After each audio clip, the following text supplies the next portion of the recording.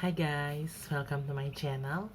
Nama gue Grace dan di video kali ini gue akan sharing pengalaman gue waktu sempet kena penyakit yang namanya Bell's palsy.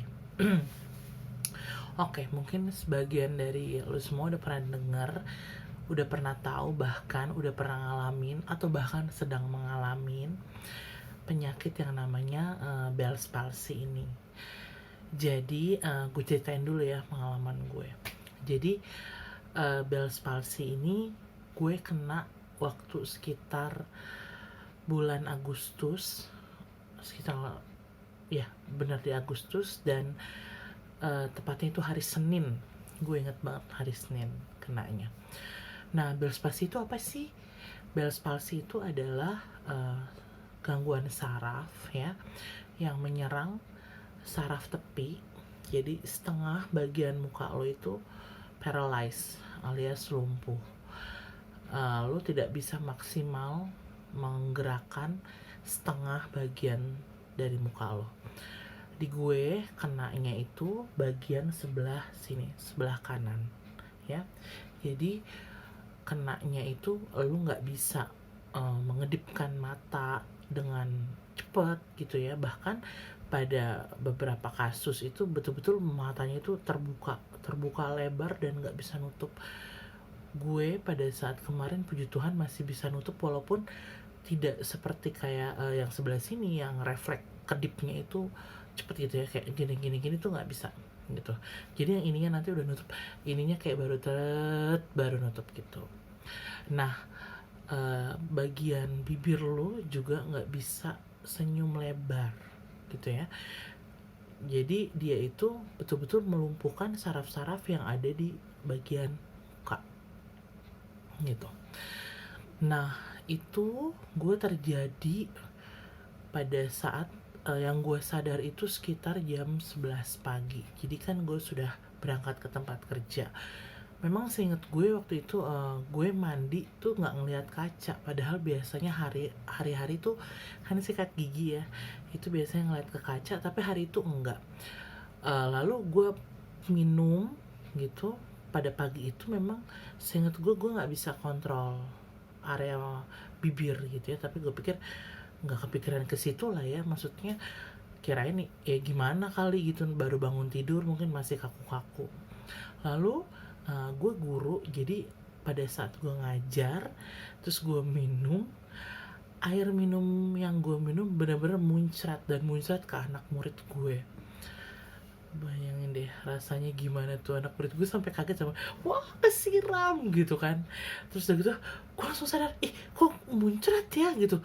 Padahal gue bukan lagi minum terus ngomong gitu, nggak, benar-benar minum dengan kondisi yang rapi aja gitu, minum dari botol. Tiba-tiba nggak bisa gue katupin bibir yang sebelah sini, akhirnya muncrat lah seperti air mancur ke salah satu murid gue yang lagi datengin gue.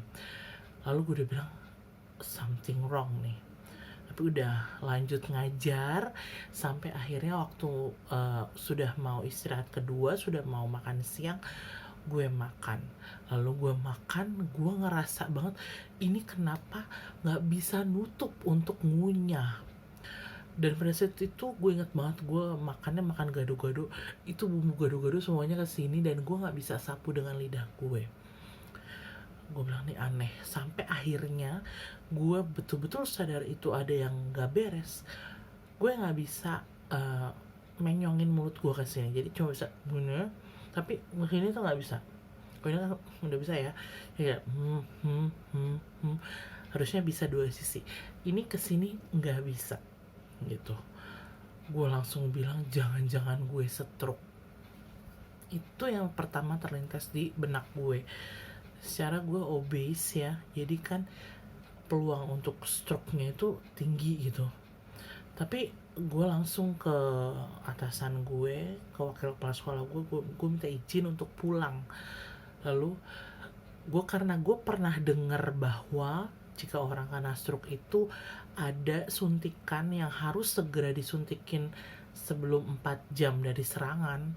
Gue nekat, gue bawa motor dari Kelapa Gading ke rumah gue di Bekasi dengan kondisi yang sudah kalut, udah sebenarnya itu dangerous banget ya, jadi jangan ditiru.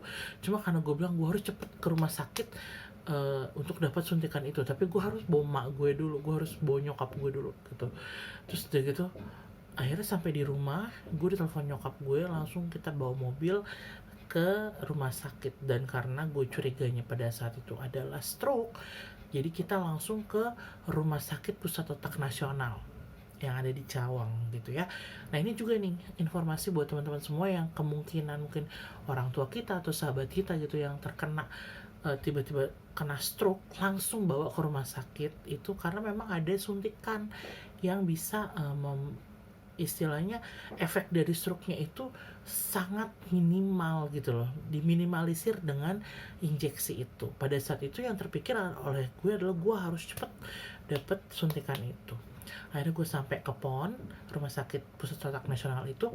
Lalu di sana langsung ditangani, dicek semuanya, darahnya, jantungnya, tekanan darahnya. Nah mungkin karena gue kalut pada saat itu, tekanan darah gue sampai 200 per, gue lupa pernya, tapi di atas 100 deh pernya juga. Pokoknya itu udah parah banget, dan itu dikategorikan hipertensi emergensi gitu ya. Jadi akhirnya lalu dokternya rangkaian tes itu semua dikasih ke gue, di CT scan, di MRI, bla bla bla bla. Nah karena memang puji Tuhan itu bukan stroke, semua hasilnya bagus kecuali darah tinggi gue itu yang melonjak sangat tinggi gitu ya. Di CT scan kelihatan otak gue tidak ada penggumpalan darah ataupun apapun yang biasanya menjadi sebab dari stroke gitu ya, itu ternyata bukan. Lalu akhirnya false gitu ya, maksudnya itu namanya bukan sesuai dugaan gitu. Akhirnya nggak lama datanglah dokter spesialis sarafnya datang ke gue, lalu diperiksa gitu ya, dan ternyata dia bilang oh udah ini Bell's palsy gitu. Ini jadi kamu kena Bell's palsy dan itu saraf tepi kamu itu lumpuh, tapi nggak usah khawatir, ini nggak permanen, akan ada terapinya, akan ada obatnya, dan pasti bisa sembuh gitu ya.